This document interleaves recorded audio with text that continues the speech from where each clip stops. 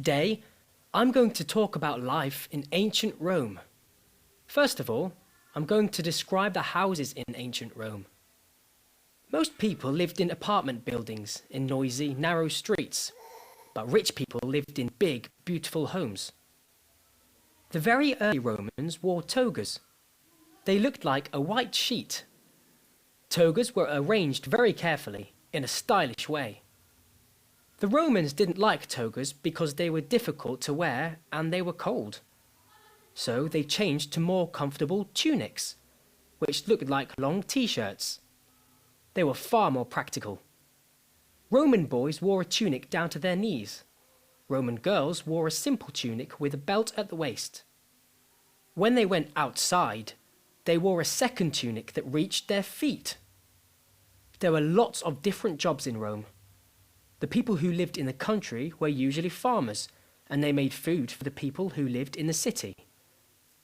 In the city, there were craftsmen who made dishes, jewellery, and weapons, and the more educated Romans who were teachers or engineers. Many men were part of the Roman army. Typical food in ancient Rome was bread, beans, fish, dried fruit, vegetables, and cheese.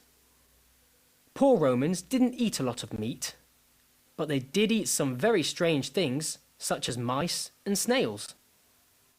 Entertainment was very popular in ancient Rome, and most events were free. The Romans liked chariot racing and watching plays in amphitheatres.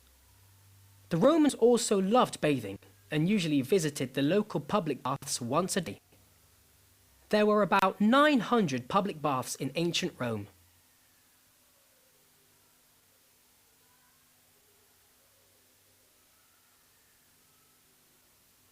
The Romans were skilled engineers and builders.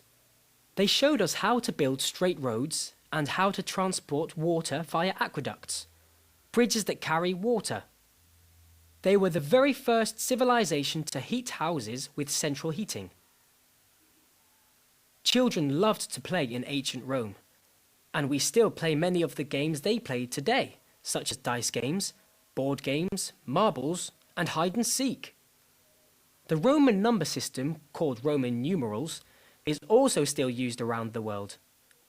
We can still see them on clock faces, in kings' and queens' names, and even in the Super Bowl numbering.